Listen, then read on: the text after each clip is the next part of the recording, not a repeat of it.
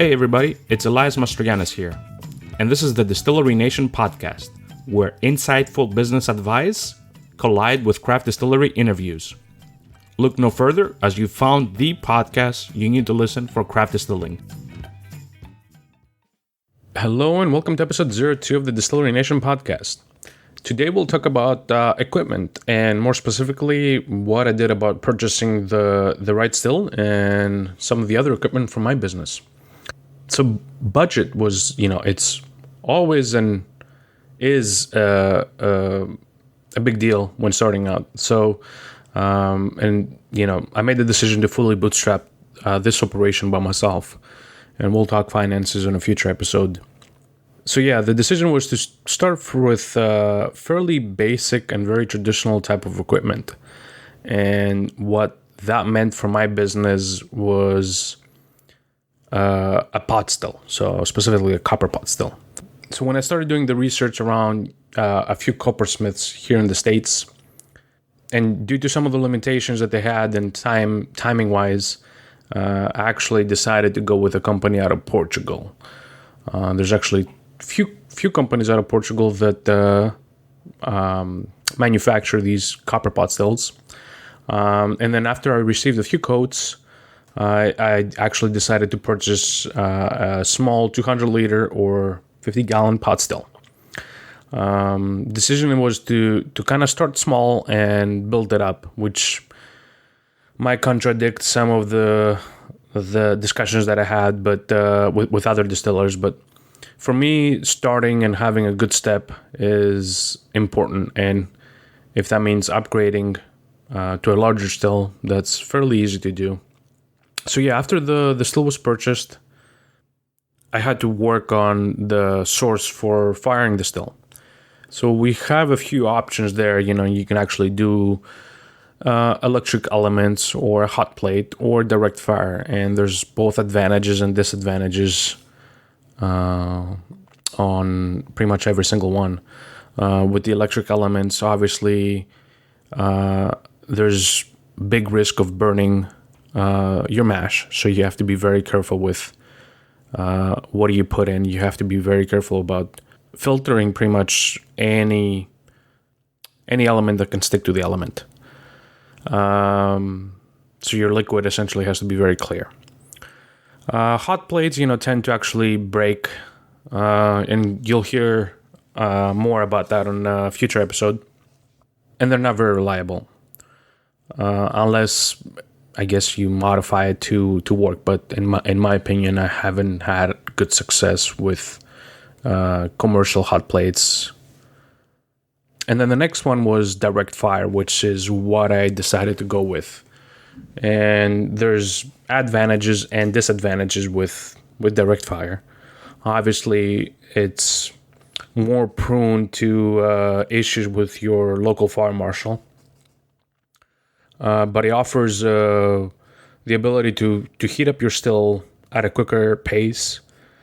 It allows you to actually distill on a full mash. So that means if you're doing fruit, for example, you can do fruit and juice. So yeah, I purchased my burner from Ward Burners, and I'll link that on the show notes. But yeah, as I said earlier, it gave me the best output in terms of heating capability, and that the fact that I can actually distill the full mash of the fruit, which gives the distillation a totally different dimension, unlike anything else, was very crucial for me and the business. So next, after I kind of locked and purchased the burner, tanks and fermenters were the next on my list. All of them were used, and the majority was purchased from a small winery out of Castle Rock, Washington, that was closing its doors. So I purchased actually quite a bit of equipment from them, from tanks to stands to picking bins, all kinds of wine related equipment that I could use in my business as well.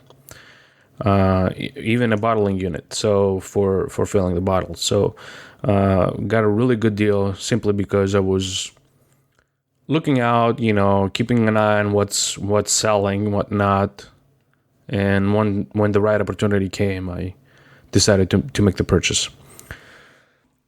Some of the other fermenters came from another local distillery here in Seattle. And that's usually very often with pretty much every state, where bigger distilleries will have an excess of totes or IBC totes, either in the 270 or 330 gallon capacity.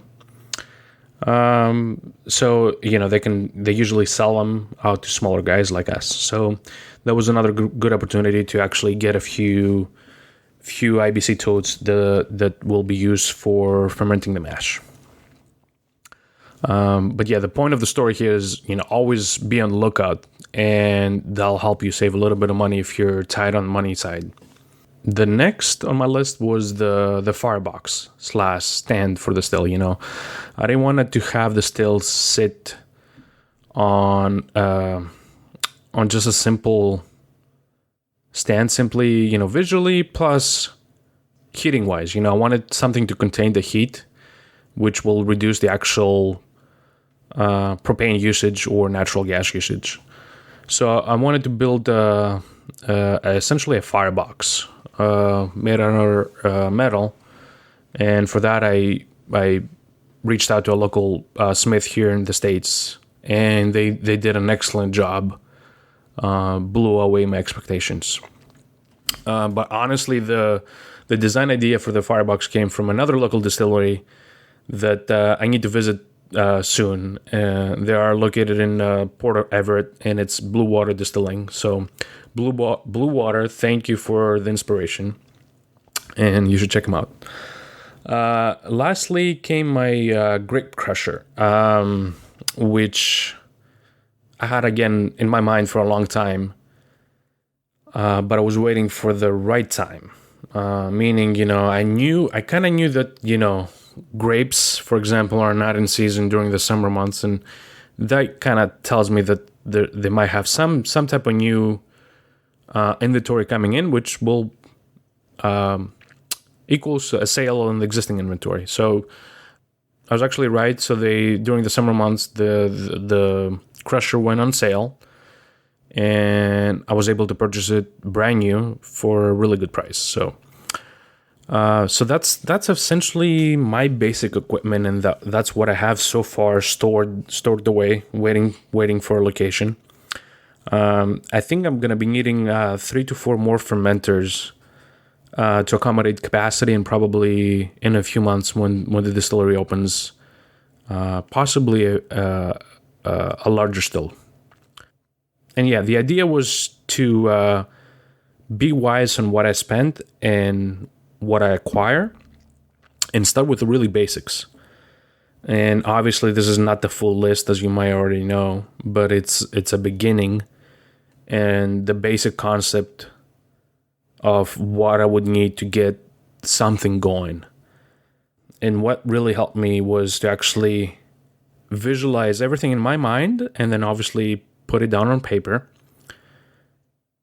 and kind of put a small scale of the distillery floor space, from getting your mash to fermenting it, to distilling it, to bottling it.